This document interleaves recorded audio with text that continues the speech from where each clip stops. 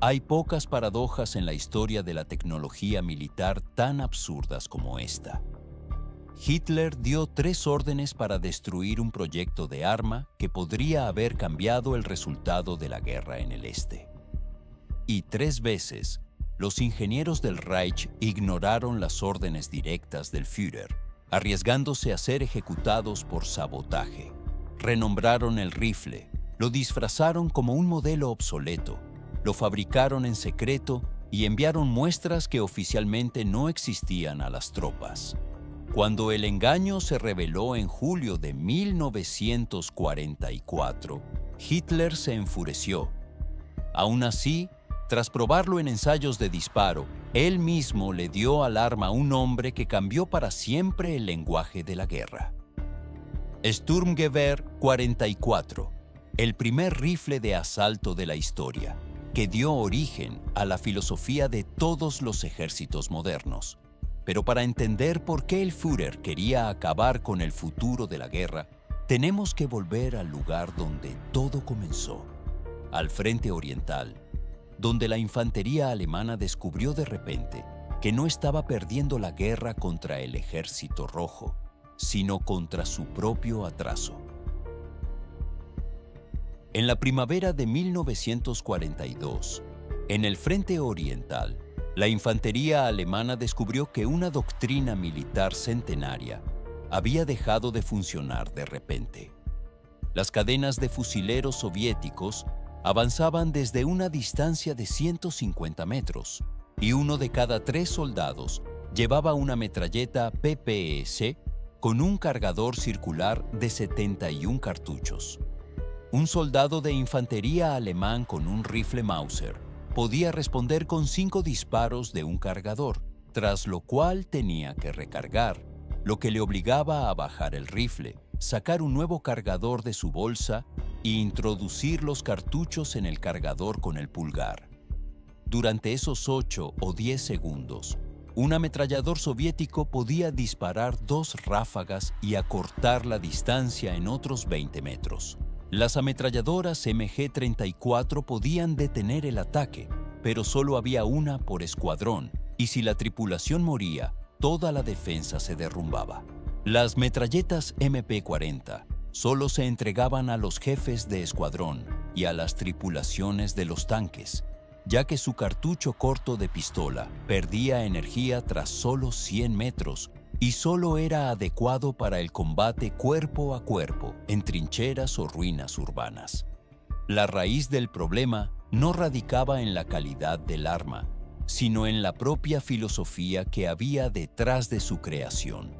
El cartucho estándar del rifle Mauser se diseñó en 1888 para el combate en el que las cadenas de infantería convergían a distancias de 400 a 800 metros, y su pesada bala puntiaguda conservaba su letalidad incluso a 1 kilómetro.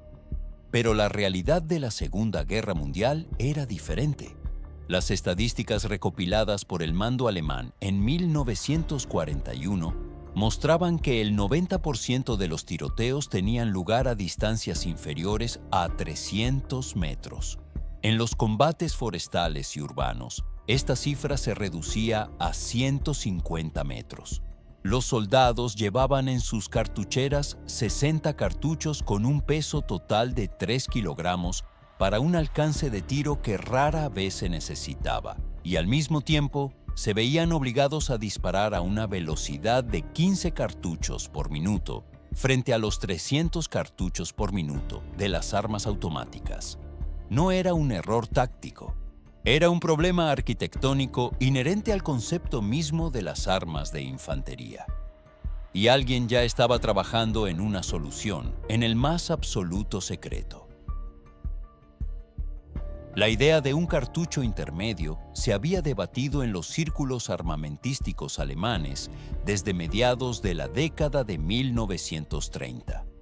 En 1938, los ingenieros habían desarrollado un cartucho fundamentalmente nuevo llamado Kurz, que significaba corto. Conservaba el calibre del Mauser estándar. Sin embargo, tenía una carcasa más corta lo que permitía utilizar el equipo existente para su producción.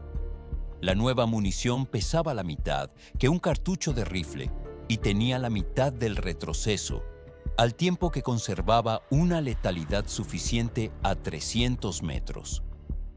El cartucho estándar tenía una energía enorme, capaz de disparar a kilómetros de distancia. Sin embargo, en el combate real, este exceso de potencia era simplemente un peso innecesario. En 1940, el Departamento de Artillería anunció un concurso para crear un rifle para el nuevo calibre. Dos competidores, Henel y Walter, presentaron sus prototipos.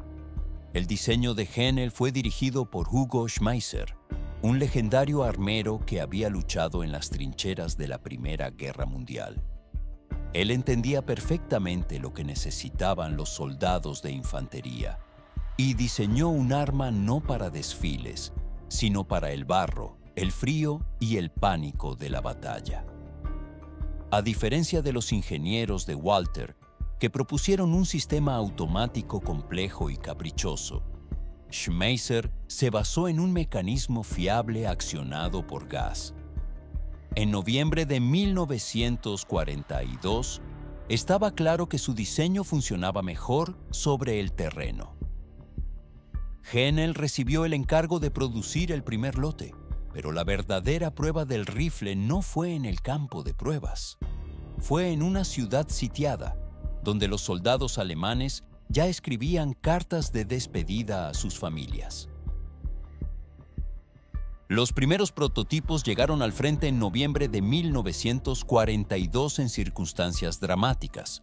Una división alemana quedó rodeada en la zona de la ciudad de Kolm, en el noroeste de Rusia, y se lanzaron desde un avión varias docenas de rifles nuevos para probarlos en condiciones de combate.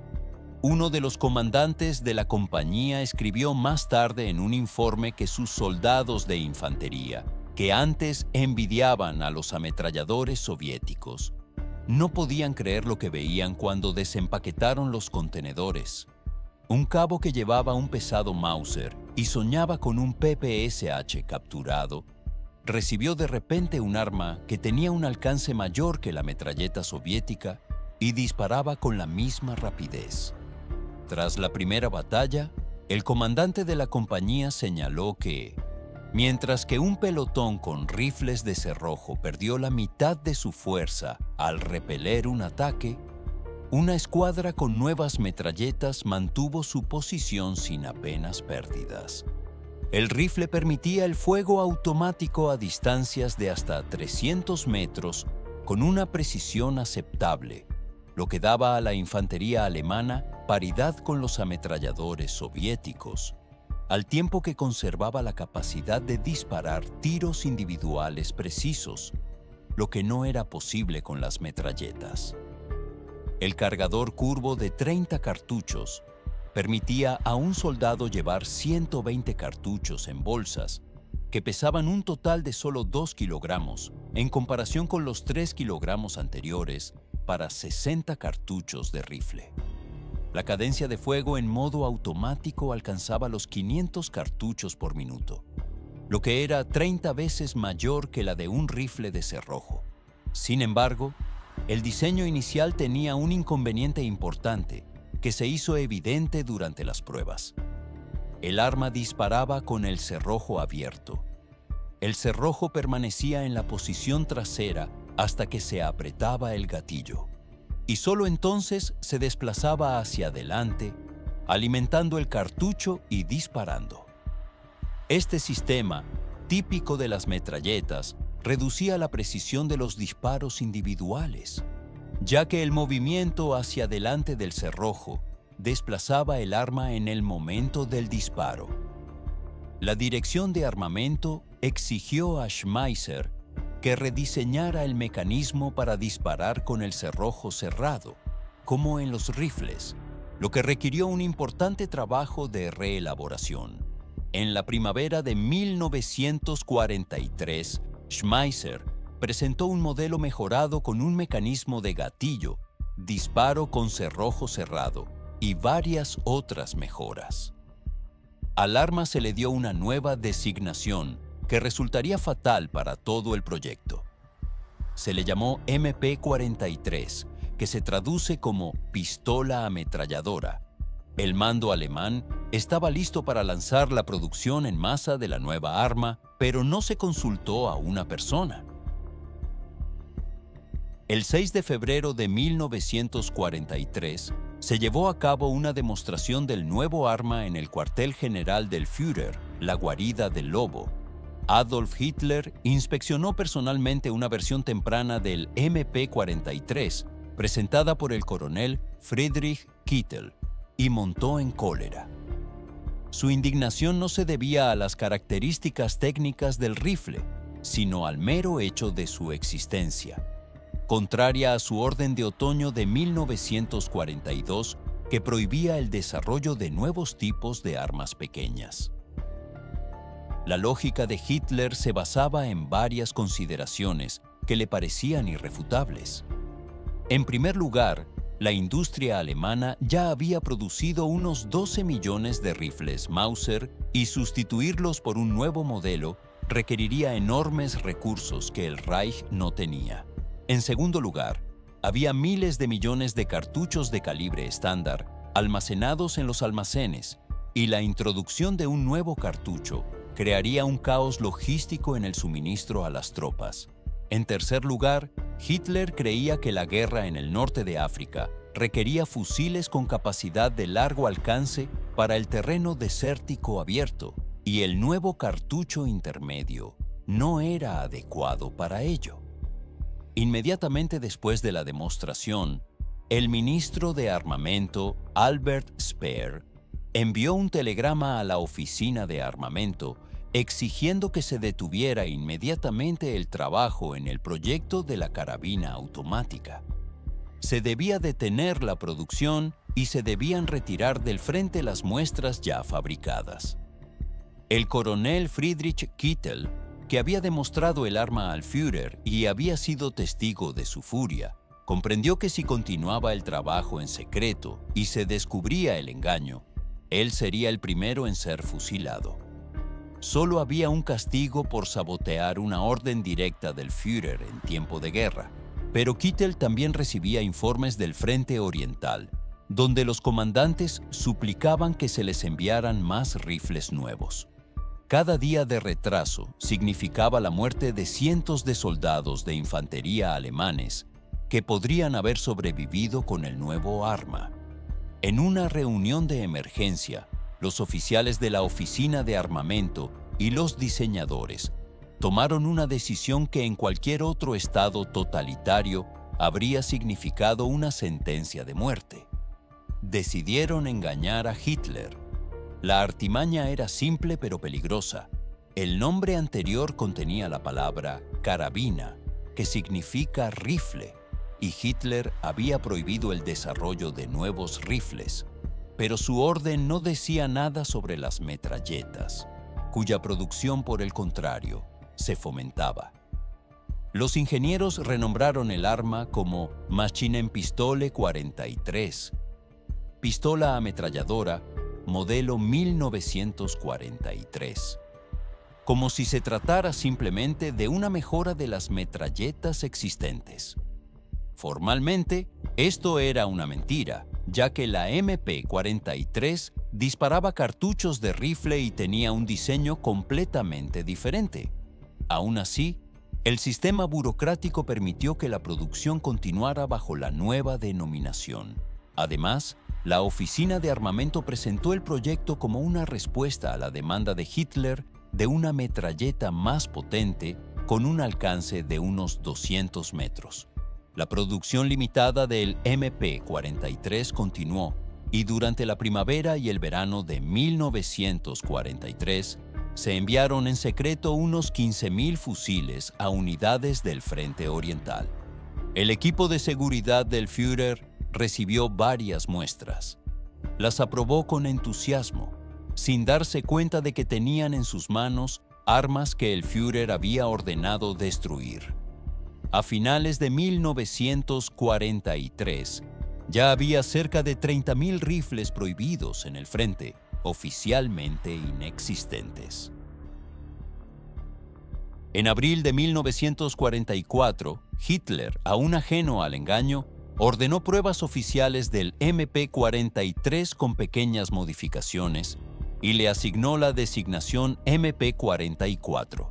Seguía creyendo que se trataba de una metralleta y no de un revolucionario fusil de asalto. La producción continuó y se aceleró, pero el momento de la verdad llegó en julio de 1944 en circunstancias que nadie podía prever. Hitler estaba celebrando una reunión con los comandantes de los grupos del ejército del Frente Oriental, en la que se discutía la crítica situación tras el colapso del Grupo de Ejército Centro debido a la Operación Bagration soviética. El ambiente era sombrío. Uno de los generales, que acababa de perder 2 divisiones cerca de Minsk y necesitaba desesperadamente cualquier ventaja para sus tropas, no pudo mantener la diplomacia. Cuando el Führer le preguntó qué era lo que más necesitaban, el general respondió sin rodeos que su ejército necesitaba nuevos fusiles, que habían demostrado su eficacia en combate y escaseaban enormemente. Según los presentes, la reacción de Hitler fue una mezcla de desconcierto y enfado. ¿Qué nuevos fusiles?, preguntó. Y en el silencio que siguió, quedó claro que el engaño había sido descubierto. Los generales comenzaron a describir las características de las armas. Hitler se dio cuenta de que las MP-43, que él consideraba metralletas, eran en realidad las mismas carabinas automáticas cuyo desarrollo había prohibido 1 año y medio antes. Los presentes esperaban un estallido de ira y represalias contra la oficina de armamento por insubordinación directa, pero ocurrió algo inesperado. Hitler exigió que se organizara una demostración de la MP-44 en su presencia. Después de que el Führer probara personalmente el arma en el campo de tiro y revisara los informes del frente, su postura cambió. No solo aprobó que se continuara con la producción, sino que también decidió convertir el nuevo rifle en un símbolo propagandístico. Entre el 16 y el 22 de octubre de 1944, el arma recibió su nombre definitivo, que se cree que fue sugerido por el general Erich Jaschke y aprobado por Hitler. Sturmgewehr 44, que se traduce como Fusil de Asalto Modelo 1944, pretendía evocar asociaciones con las tropas de asalto de la Primera Guerra Mundial y enfatizar el espíritu ofensivo del arma. La palabra alemana Sturm significaba precisamente un asalto a las posiciones enemigas, no tormenta, como a veces se traduce incorrectamente. Con esta decisión, Hitler creó sin querer un término que entraría en todos los idiomas del mundo.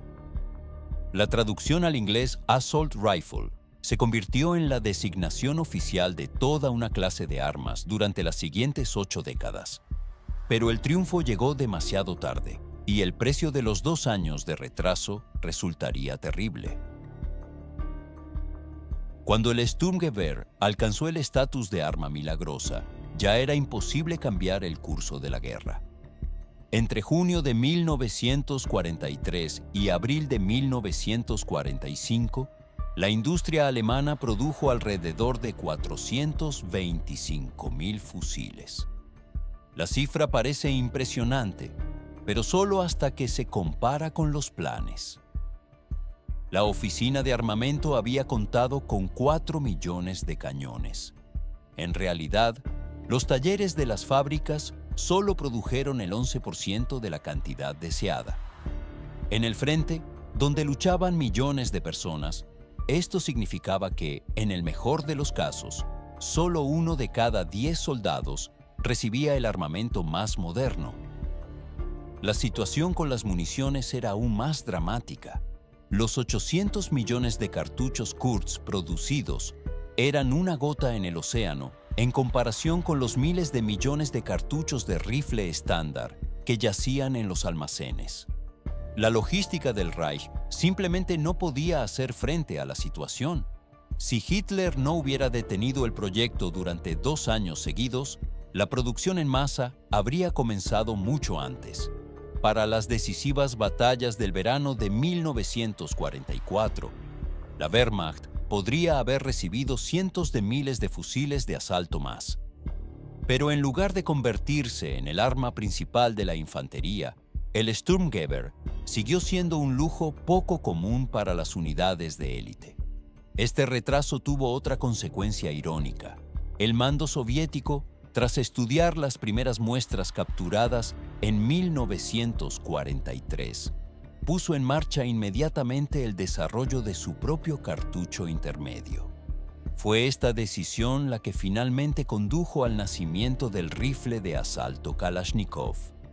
La aparición masiva de rifles de asalto alemanes un año antes podría haber cambiado las tácticas de combate, pero la historia no conoce el modo subjuntivo. Sin embargo, sí ve una paradoja. El arma que no logró salvar al Tercer Reich determinó la apariencia de los ejércitos victoriosos durante generaciones. La influencia del Sturmgewehr 44 en las armas de la posguerra no puede sobreestimarse. Sin embargo, las disputas sobre la copia directa continúan hasta el día de hoy. La Unión Soviética capturó decenas de miles de fusiles trofeo y el propio Hugo Schmeisser, junto con un grupo de ingenieros alemanes, fue llevado a la URSS en 1946 y trabajó en Izhevsk durante varios años. Mikhail Kalashnikov, creador de su legendario rifle de asalto, siempre negó categóricamente haber copiado el arma alemana. Y técnicamente tiene razón. El AK-47 tiene una construcción diferente, con un cerrojo que recuerda más a los sistemas estadounidenses. Sin embargo, la filosofía misma del arma, un cartucho intermedio, un cargador de 30 cartuchos, la posibilidad de cambiar entre modos de fuego y un alcance efectivo de 300 metros, fue tomada directamente del modelo alemán. El cartucho soviético de 1943 se inspiró de forma verificable en el Kurz alemán, lo que determinó el desarrollo de la escuela soviética de armamento. El camino estadounidense fue más sinuoso, pero condujo a la misma conclusión. El ejército estadounidense criticó inicialmente los Sturmgewehrs capturados, considerándolos demasiado pesados y torpes. Pero la idea en sí misma resultó contagiosa. Años más tarde, el diseñador Eugene Stoner creó el rifle M16, que desarrolló aún más el concepto de cartucho intermedio, reduciendo el calibre y el peso de la bala. Hoy en día prácticamente todos los ejércitos del mundo están armados con fusiles de asalto. Los modelos británicos, franceses, israelíes y rusos encarnan la filosofía que se plasmó por primera vez en metal en el Sturmgewehr 44. El término fusil de asalto, acuñado por Hitler con fines propagandísticos, se ha convertido en la norma internacional oficial.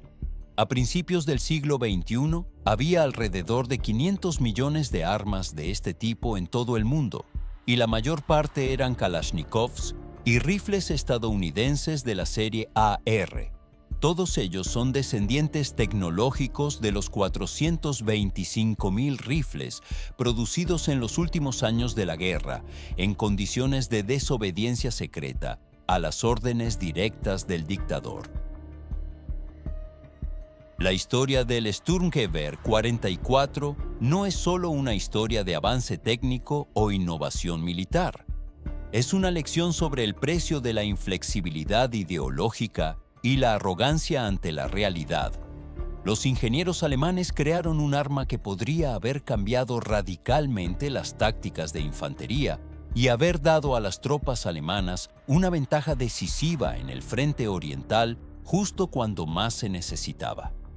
En cambio, un hombre, convencido de su propia infalibilidad y alejado de la realidad de la guerra de trincheras, detuvo el proyecto 3 veces desperdiciando un tiempo precioso. Cuando finalmente accedió, ya era demasiado tarde para producir el arma en cantidades que pudieran haber cambiado el resultado de la guerra.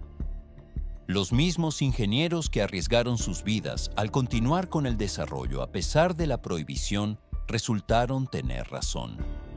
Su creación sobrevivió al Tercer Reich durante 8 décadas y dio forma a las Fuerzas Armadas de todo el mundo. Pero hay una lección más profunda en esta historia. El Sturmgewehr fue el primer representante de una clase de armas que democratizó la potencia de fuego en el campo de batalla. Antes de su aparición, el fuego automático era privilegio de las tripulaciones de ametralladoras y metralletas para el combate cuerpo a cuerpo.